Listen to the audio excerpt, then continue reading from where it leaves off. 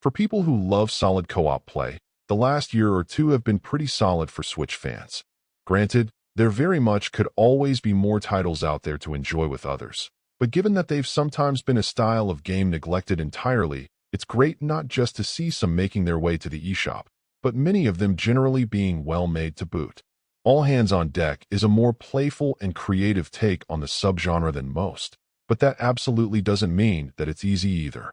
You'll each play as one of two hands, lefty and righty, as you work through each stage trying to grab every coin you can, also keeping an eye out for elusive buttons as well. Using your own platforming skills, a variety of tools, and sometimes a bit of ingenuity, you'll work through every obstacle in your way. For an extra challenge, each stage also includes a timed challenge where you'll try to grab a number of puzzle pieces, and these can absolutely get tricky in spots, making both players work together and sweat a little bit rather than one player always being able to muscle through it all. Where the creativity kicks in first is that you'll each have the ability to use some skills in rock, paper, or scissor modes, bonking buttons, cutting elements of the scenery, and more.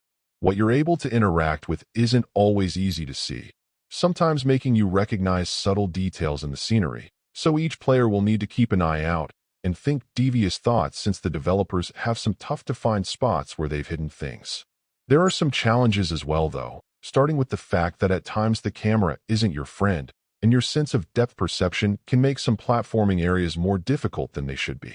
If you and your partner are expecting some degree of hand-holding, you also may be surprised, as once you're on your way and armed with the basic things you need to know, you're generally expected to figure things out yourself. All that said, if you don't mind some quirks, and maybe a little John Keenis here and there, this is a pretty great co-op experience overall, especially since it just feels novel in its approach. Overall, my final score for the game ended up being a 8.2. And if you're interested in picking it up, it's currently available on the Switch eShop for $12.99.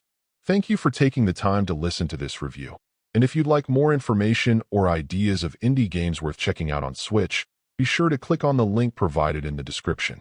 Until next time.